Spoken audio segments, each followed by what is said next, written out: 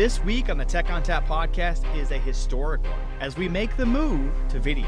For our first video podcast, we invited the customer proof of concept folks to chat about CPOC, which will be the first in a series with that team. We'll be posting to YouTube, but also we'll post audio to our normal channels like SoundCloud, Stitcher, Apple Podcasts, Spotify, and more. So now, let's get started. Welcome to the Tech ONTAP podcast. I love NetApp. Oh, yeah. I love NetApp because it's so fun.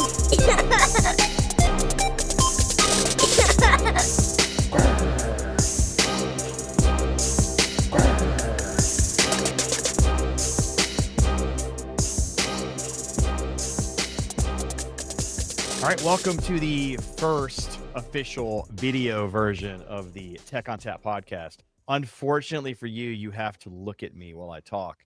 Fortunately, you get to look at all these other fine young gentlemen here. Some of them young, some of them not so young. With us here today is Neto from Brazil. If you're not familiar with Neto, Neto's going to tell us all about who he is, how long he's been here, and what he does here at NetApp after he gets back on camera.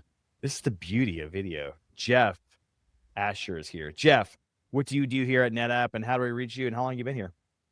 So I'm a proof of concept architect here at NetApp and the customer proof of concept labs. I've been here a little over 18 years. My first POC on my second day at NetApp, I worked on POC number 5. And now I have POC 5,428 running for one of my customers. So we've done quite a few. All right. Excellent. Neto just came back. His app crashed. He did not run it through CPOC first, I guess. So Neto, what do you do here at NetApp, and how do we reach you? So thank you very much for having us here, Justin. It's always a pleasure. I have been with NetApp for almost 25 years. Basically, I do POCs, and most focus on performance and database, and that's pretty much it. So helping to NetApp to win and move on. Yeah, and if you may recognize that CPOC from the Tech ONTAP podcast theme. Yeah, I can say that. It's a big honor for me. Also here with us today, David Hepler. So David, I understand that you've been here a while at NetApp, but not on CPOC for a while. I've only been with NetApp for about 13 years. I joined NetApp Germany and was the manager of the customer briefing center there in Munich, Germany, and also solution architect for ONTAP Select and Ansible. I moved back home, if you will, to Texas, and I live north of Fort Worth and been with CPOC for almost 3 years now. I joined just short of Brian. So how does a Texan find his way in Germany? How does that work? Originally a girl. A girl? Originally. You And thought then a girl in Germany? Yes, another one. I'm married a German, so. That's good. That's Back good. here. Looks like Neto crashed again. We'll Oh, get him no, back Neto. shortly. Neto keeps crashing. Somebody reboot Neto. Eric Lewandowski, what do you do here at NetApp, and how do we reach you? Yep, thanks for having me. I've been here for just a couple of years as well, just over 14 years. So number of roles during that time. First 3 or 4 years, I joined public sector and the TS consultant team for the Navy, and then 7 years as an SE for the Chesapeake District here in Southern Virginia, specifically Virginia Beach. And then last 4 years in CPOC as well. And Dave, what kind of belt buckle did your wife have to get when she moved to Texas? She has a belt buckle. She got it after she married me. She has boots and Proper Texan now. yeah. So what's her feeling on Texas barbecue versus swine? Oh, that's a hard one. It's probably mixed. She's Yeah. gonna always love her Schweinshaxen better. Still, the barbecue's good, especially Yeah. around here. Can't go wrong with a good old thick piece of pig. We don't do pig. We're beef. Oh yeah, you're beef. Germany pork. We're the pigs over here in Carolinas. And last but not least here, Brian Tinsley. So Brian, what do you do here at NetApp, and how do we reach you? So I'm also one of the CPOC architects hanging out in the lab with these guys most of the days. I've been with NetApp for 13 years, but 1 year was out. So I left and came back like a lot of folks did. Covered healthcare for a number of years and got to covering stored grid in the field. And I've been with CPOC for just about the last 3 years. And you're out of Wisconsin, right? They call you Big Cheese. I don't know about Big Cheese, but I do live in Wisconsin. They're gonna Cheese is start. from They're there. gonna start calling you that. That's That is now your nickname. How you get nicknames? Brian has the worst Wisconsin accent. Honestly, David sounds Wisconsin and Brian sounds Texan. Where are you from Yeah, originally, Brian? That might be the Alabama League. Yeah, that's right. Oh, that's it. That's the placement. All right. Out of the field and quit presenting, my Southern accents come back with a vengeance. So You and Jeff should have an accent off. Southern West Virginia here, so I barely speak English. Join the club, man. Join the club. All right. So we're here to talk about CPOC, which is our customer proof of concept labs here at NetApp. And Neto, tell us what exactly is. CPOC has been working since 2007. Now we are under Toby Creek and Scott Grasso. Thanks to both. Stephen Hire is our manager. Thanks to all three. So you can see the cool logo there that you have on the podcast. So basically we do POC in the context of pre-sales opportunities. The idea is to do as many as we can. You see the numbers, 5,400 and something engagements. We do a lot and we only do that. So if you need help in a pre-sales opportunity using proof of concept, come to us. That's the idea. Is that 5,400 asses kicked, or what percentage of asses that are kicked? Brother, a lot. High percentage of ass kicking. We cannot talk numbers here, but there is a lot. But yeah, we have been doing many really cool and impactful POCs. This is going to be a part of an ongoing series where we bring in the guys from CPOC to talk about things. If you've got any sort of suggestions for topics that you want them to cover or things that you haven't heard on this particular episode, reach out to one of them or me, and we'll definitely get it added in a future episode. So, Jeff, I want to know more about CPOC and the value add here and why a customer would want to do a proof of concept within our labs versus their own. So the reason you would come to us is really speed and agility. And also we just have a lot of experience with our gear naturally. If you are to do an on-site POC, we still do on-site POCs and make sure that they're on track. But with an on-site POC, you have to have gear shipped to your site, servers provisioned, network provisioned, VMs, all these things that have to happen. You get an eval agreement, you got the gear for maybe 90 days. You're going to spend 45 to 60 of those days just doing the setup and getting it provisioned. You come to us, we're going to get that done a lot faster because our lab is pretty much provisioned. We don't really have an SLA on how quickly we turn POCs around, but we do it really quickly. We can have your entire environment stood up, build an approximation of your environment to meet your requirements, and prove that we can do what we say we can do in our environment very quickly. So I imagine to do that, it would require getting actual customer data on site in a lot of cases. So Eric, is it always customer data? Is it data that we give them and create? How does that work? And if it's customer data, how does that all happen? A great question. Before I answer, maybe we'll back up to how we engage with an account team and sometimes the customer. We'll work together to figure out the context and the test plan. During that process, we may say, well, we don't need your customer data. A lot of times customers may think they need to bring their data here. Well, I got to bring my SQL server to you to test performance. All of us here have been doing this for such a long time. We're really good at perhaps modeling that workload for you instead, because there are sometimes security concerns with giving us your data. We don't always want it because I don't want to have to be the one that's dispose of it all the time. But if we can model your workload with tools that are commonly available, like performance tools, we try to do that. It's much simpler for all of us if you don't have to go through your own security to figure out how to export your data to us. And then we can model that workload and get you the same type of results. It's part of our engagement model where we work with you to figure out what we're trying to solve, what that challenge is, and the best way to do it. Let me just make one comment on what Jeff just said and Eric as well. That's not only about the hardware, right? People that come to CPOC, of course, we have the hardware. We have the privilege, thanks to Toby, Gracio, Hires, having that hardware that we have pretty much everything that NetApp has on the truck. We do have it here. But that's much more than knowledge. It's the knowledge how to perform POCs, because everyone here has at least more than 10 years or more with hundreds and hundreds of POCs. Again, we have a really good knowledge and feel how to perform that and how to do that well, even in complicated situations. Sometimes we receive easy POCs, cool POCs, but sometimes we receive crazy POCs. Eric, you remember that one, 8 nodes from that customer? There's many crazy ones. Flex groups. Sometimes we do a bunch of that. How to scale, how to not scale, performance, and all that stuff. So to get an accurate representation of a workload for a customer, I would imagine you'd have to understand what their workload looks like on their own site or on-prem for them. Brian, what sort of tools do you leverage to profile these things? Or do you even need to do that profiling to figure out what they're trying to do in your proof of concept? Usually we can do that just with question and answer.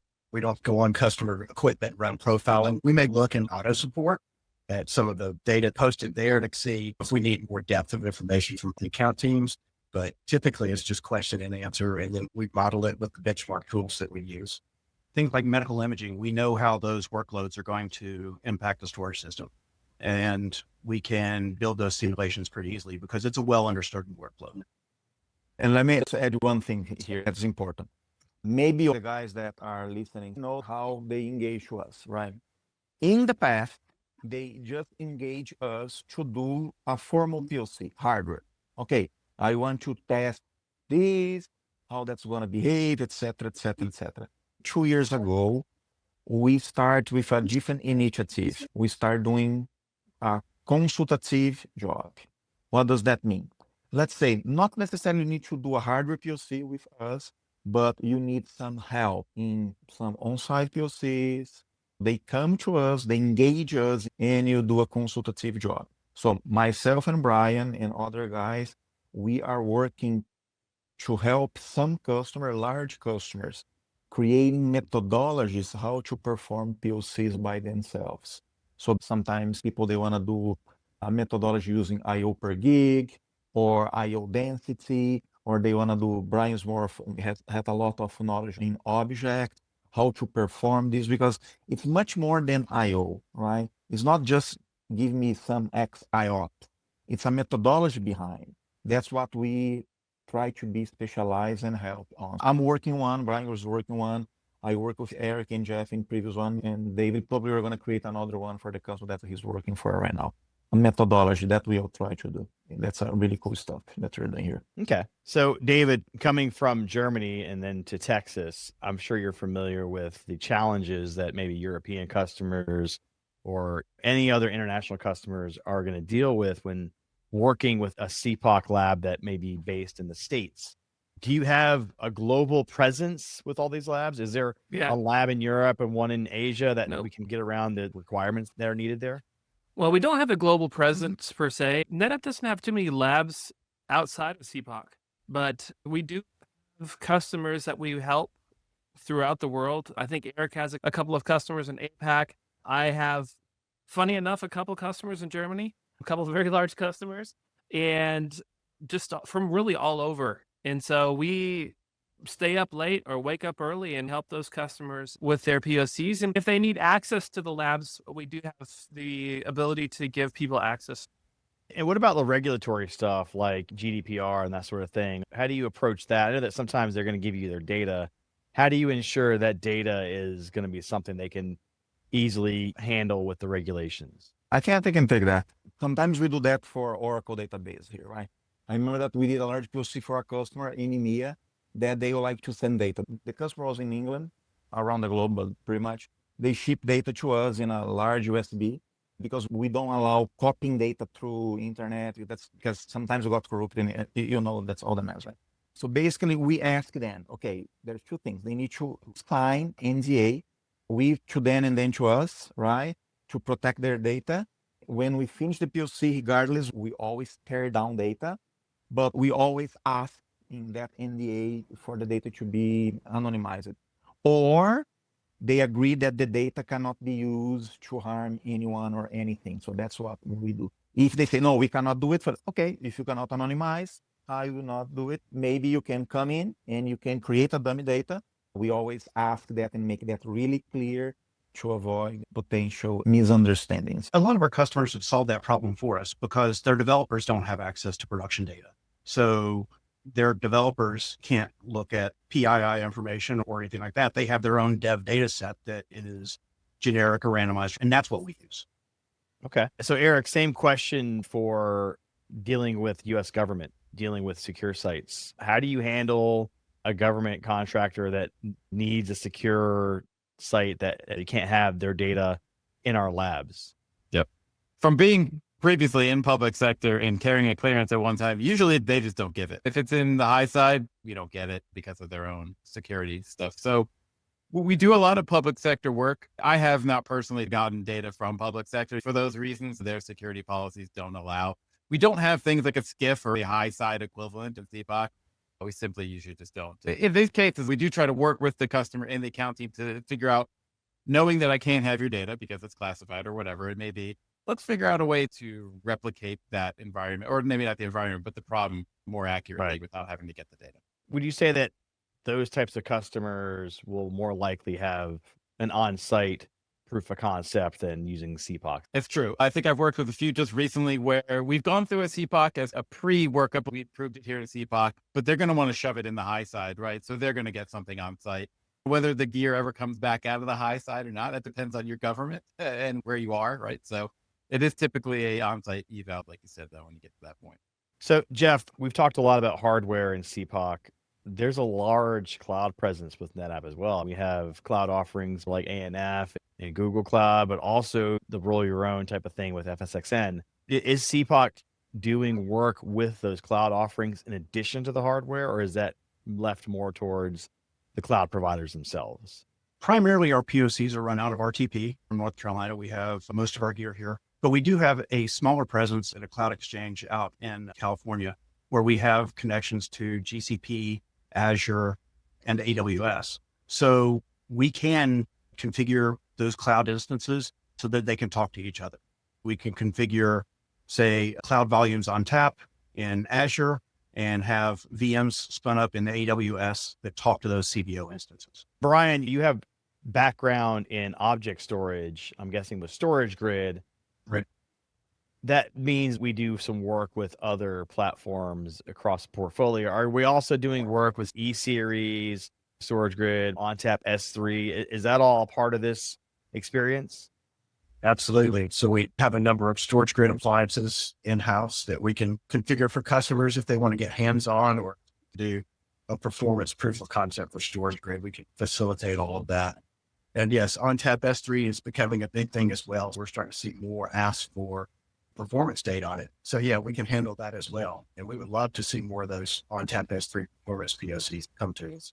And what about the file object duality where you can present object and NAS at the same time? I have only seen that go on in on-site POCs or customer lab environments. We haven't had a specific POC come to ask us to do anything with file object duality yet. I'm surprised because that should be a bigger thing than it is. It may be something that's more difficult for people to get their head wrapped around. But I'm looking forward to the first one that does come. What would you say is the most common workload you're seeing with POC implications? I think that for the last year, I'm kind of biased because of my school and all that stuff, but the most word that we are going to talk here in CPOC is context. I'm going to say context engineering, and we appreciate the opportunity to be in this channel, to have that type of series, to have Lewandowski came with a name that part I love, that CPOC. It's more than just IOPS. It's about context. For example, I have seen many different type of workloads. I have seen workloads that sometimes I shake my head, what the heck is going on? Like 55% reads, 45% writes, 41K block size. Yeah, that's not even divisible by 2, but okay, we take, right? Again, whatever. We see some normal workloads, 8K. So because I'm still trying to wrap my head around this 41K. What Yeah. application does that and why? That is why I love you. So that is why we are talking about context. Probably for the next episodes, we are going to start talking a little bit more about context engineering. Let me stop a little bit and ask Lewandowski. Lewandowski, what did you learn about context? Let me put him on spot. That's the question? Just that vagueness of it? Like, Yeah, exactly. oh, wow. Context without context. That's great. Okay. Well, I mean, in general, context is something you have to define between a couple parties, right? As you define context and what it might be, it's important to understand what you're trying to prove, test, or otherwise. So 41K, let's use that as a context example. What application uses 41K? I mean, I can't think of one, but what customer only has one application? Maybe you have 20 applications and that's your average block size. Yeah, that is the key point. In the past, I'm going to talk about me a little bit, right? But I'm going to save that for the next one. Right? When I joined CPOC in 2010, I started my doctorate in 2016. For 6 years, I was a black and white guy, which means, oh, this is right, this is wrong, this is right, this is wrong. After getting slammed in my POC, right? 7 years, nobody deserves that. My advisor almost take my skin all out. I learned that it depends on the context. And my thesis is all about that. If you look from one LAN, 41K for one application, from that perspective, you could say, oh, this is wrong. But if they have an array with multiple applications and they got an average of the arrays, that might be okay. And that's why context is important. Based on the methodology we're trying to create for customers, we came with a different approach. We don't say that's wrong or that's right. We see if that, what type of context that we need to build, if that makes sense or not. If someone asks us, oh, I want to do 41K, but he knows that's going to be average and he's not modeling any application, we are fine with that. What is complicated that we're going to talk about in the next episode is the context transport, which means someone does a test using 41K, he got app, and he believes that he can apply that to something else. It's the same to ask how many IOPS A90 can do. I'm going to say that this is a pure BS question, 100%. Why? Because in which context? What's the concurrency? What's the latency? We always try to apply Little's law in context. Again, let's save that for the next one, but we had seen a lot. Crazy workloads, simple workloads, workloads that sometimes does not make any sense. I see one that was 25% reads, 4K, 75% write, 40K. So, okay, right? So that is type of the consultative approach that we are trying to help with the account teams. Yeah, I mean, it makes sense because no one really buys storage, whether it's NetApp or anything, for a single application or a single use. I mean, you're paying a lot of money. You expect it to be able to do more than one thing. If it doesn't do more than one thing, that's probably the wrong purchase. Yeah, let me remember you something. Maybe you remember that. I'm not going to mention the person, but you know the person. I had a big argument one day in Twitter. I left Twitter a long time ago. Nothing against Twitter or X, that's now, because I need to put more focus in my PhD. I remember that was the 32K block size for Oracle. I think I do remember that, right? That is another, you know what I mean. Again, yes, a combination could be 32K, but Oracle single block is 8K, right? If you model something for 41K average, you need to stick with an average 41K. But you could have an average of 41K with multiple combinations of 8K, 4K, 128K. Again, sometimes average lies. I always make a fun. I'm going to not miss that opportunity. I always make that fun one day, Scott, and I said, if I did not eat anything and Gracio ate the whole chicken, we are not angry. We are not hungry, right? Again, because average lies. Again, that's why we try to model the context all the time.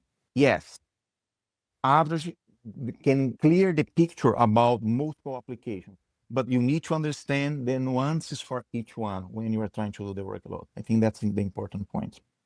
But let's save that for the next one, that we can go more deep on. This Gressel and chicken thing, it sounds like he's actually eaten the whole chicken before. And 100%. You're still bitter. 100%. Was this like a controversy at some point? Like Scott Gressel ate all the chicken? No. Again, I just try to make fun about the situation about average, right? Because if you look for average, sometimes that was last week, right, Eric? We received a POC that someone was asking for some latency, and we did not know if that was average or P99 or P50. And again, we come with the same situation. So which one we should look? Again, You could have a situation where read latency is 10 milliseconds, write latency is 0.5. Your average is like 5-ish, which is very different experience than read and average. Your read latency and average latency are 2x. Perhaps. So it's the context that matters. It's important to understand when it comes to latency or IOPS or even throughput, your block size, because that's going to really kind of skew those numbers. I mean, if it's a 10-second latency on 1 meg, maybe that's not so bad. I mean, 10 milliseconds is better. With IOPS, same thing. If you're doing 1 meg block size, you're not going to get a million IOPS because you just can't. It's just not possible to process that many 1 meg blocks in 1 second. So smaller block sizes, 4K, of course. We've had situations where we get millions of IOPS in a cluster. So when somebody asks a question like, how many IOPS can this do? How much throughput can it get? How much latency is there? The context is super important because it's not a one answer fits all. I'm going to quote my friend Rodrigo Nascimento. You know Rodrigo. The array does not produce IOPS.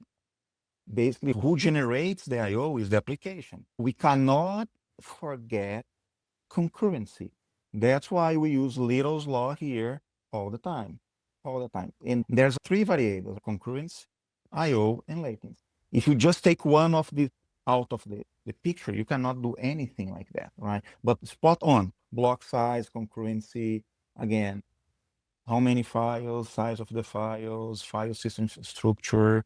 It's also sequential versus random. And there's a lot of other things that go into that, but there is a lot to it, and it's not always an easy answer. And that's where that whole like it depends comes from, right? That's why it's what's the title? Let me give Eric, what's the correct title? You had it right. More than just IOPS, right? But since we're on here for CPOC, the shameless plug of that for what you just said, Justin, is it is difficult to put all that into context, but that's why we're here. And so You've got the experience and the knowledge. All they care about is the end result. Will my application run effectively, efficiently, and quickly? Can you prove that in your lab? We do spend a significant amount of time up front helping the customer define the problem, because a lot of times the customer will come to us and they don't know what they want. They don't know what they need. How do you handle the situations where somebody just wants the raw maximums? It's like, tell me how much you can do. Well, why? Like, what do you need? 6 million IOPS? Are you going to be able to push that much to this system? Jeff, you're already off mute. You want to take that one? Not really. Okay, I think that is our mindset change. In the past, I'm talking about me. In the past, I was going to say this and that. After learning context engineering thing, kudos to my advisor, Dr. Licinio Roque in Coimbra. We all say, we don't know. We need to know more. That's what Jeff says, right? Why? Because I think that it's much simple to ask how many IOPS something can do, because it's an easy button, right? But when you try to engineer a context, you can have multiple different situations. I don't know if you saw in LinkedIn that I put a graph showing which experiment is faster, A or B. I received many different. I can say that from that, there's no right answer. Could be A, could be B, could be neither, could be both. It really depends, right? Why? Because we need to rely on the context. When someone asks for 6 million IOs, in the past, we say, oh, this is bad.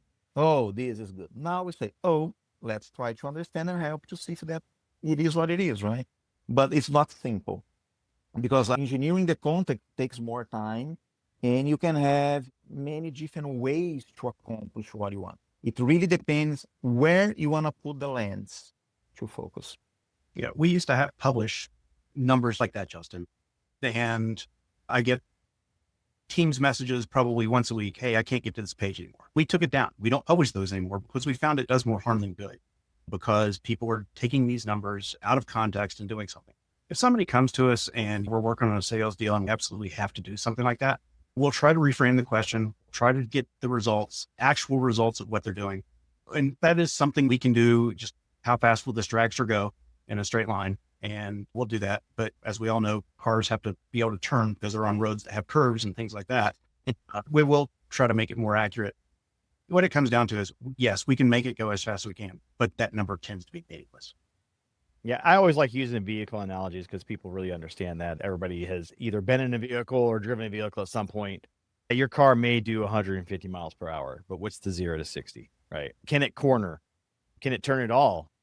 Do you have heated seats while you're driving? Those are all the questions you have to understand and answer while you're figuring out what you want to drive. Otherwise, it's pointless to say, oh, my car can go 150 without the context. My car could go 150, but it only has 2 seats. What if I have more people that I need to take? All kinds of questions that need to be asked. The context is not only technical, it's social as well. When someone asks something, you need to be on their shoes, right? Why they are asking, what, based on which experience. There's something called hermeneutic circles that is based on each one has their own hermeneutic circles based on her experience, what he got exposure to, etc., etc., etc. For example, you know much more flexible than all of us because you got too much exposure You have the expertise, you have the knowledge, you're a brilliant guy. Probably I got more performance in certain applications than you because I got more exposure to that. So different hermeneutics. The best approach is to do a collaborative initiative and both work together to build the context. I'm going to rely on your experience. You're going to rely on my experience to build together that networking in the POC. That is what is important to understand the social as well. We're going to talk more about that. But when someone in a resilience test, I think that we all went through this, right? Probably have Jeff, Asher, Brian, everyone. We are doing a resilience test, and 100% of the times they ask, can you pull a drive from the shelf? I want to fail a drive. I want you to pull me a drive from the shelf. From one perspective, you can see, okay, he wants to simulate a failure. But I'm going to quote our former manager. He said, disks don't have wings. They don't fly out of the shelves by themselves, right? Not yet. One day. So what is the goal for the context, right? So if you just want to fail to see if the aggregate is going to reconstruct, you can go to ONTAP and fail immediately. That's completely fine. But when you pull, you are creating another event. You are interrupting the bus. Is that what you want? Again, context, that's not wrong and right. But maybe someone asks just to pull the drive because that's the only thing that he knows how to fail a drive. The context is not only technical, it's in the social aspect as well. So if I wanted to engage CPOC, if I wanted to get involved with a proof of concept as a customer or as an account team member, what's the process for that? I'm going to give you a number. Eric Lewandowski's cell phone. Hold on. I'm changing my phone number today. Eric Lewandowski. 757. I'm just talking right there. Yeah. So how to engage CPOC? If you're a NetApp account team, you go through Spark as a resource request. We're there in the dropdown, like most other resource requests. If you're an existing NetApp customer, your account team can get us to us.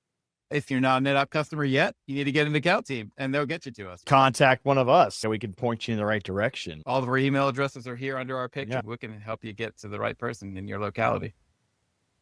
Excellent. All right. So like I said, we're going to make this a continuing series. We're going to talk more about context later on. We'll talk about lots of other topics. Again, if you have anything that we didn't cover here that you had a question about, feel free to reach out, let us know, and we'll add it to the topic list. As you said before, Eric, everyone's contact information, email addresses are on the screen. If you're listening to the audio only version of this, we can certainly let you have the link for the video so you can get the email addresses. Because honestly, who wants to write this stuff down when you're speaking it out in person, right? We'll give you the Tech ONTAP podcast contact. Tech ONTAP podcast is the name of the show.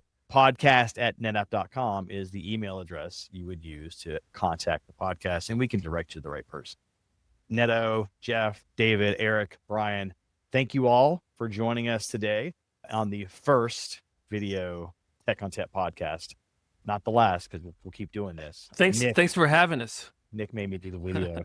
And let me go ahead and give the NetApp Discord some love here. If you want to go there and chat with people like me or Neto, we have the answers for you. If you have a question, there are other people there, partners, NetApp employees. We're all there to answer your questions. Can we finish with CPOC all together? Yeah, this is going to be great because it's not going to be in sync. So let's do it. We'll do it on 1, 2, 3, then CPOC. So 1, 2, 3. I'm not going to fix it. I'm going to let that slide. And maybe that'll be a new part of the podcast episode. Start. For sure. Hey, Justin, should have called this the Forbidden Podcast. The Forbidden? 403. For David, verboten. Verboten. Well, no, the error message whenever it pops up is 403 forbidden, even in German. So. Oh yeah, that didn't even occur to me. That's good. Hey, I am a nerd through and through. Yeah. Well, here's the other thing: nobody's gonna be able to find the next one. Yeah, for sure. Good luck finding that one. Maybe we skip that one so we can find it. All right. For appreciate it. CPOC. CPOC. All right, that music tells me it's time to go. If you'd like to get in touch with us, send us an email to podcast@netapp.com or send us a tweet @netapp. As always, if you'd like to subscribe, find us on iTunes, Spotify, Google Play, iHeartRadio, SoundCloud, Stitcher, or via TechOntapPodcast.com. If you like the show today, leave us a review. On behalf of the entire Tech ONTAP podcast team, I'd like to thank the folks at CPOC for joining us today. As always, thanks for listening. Oh, yeah.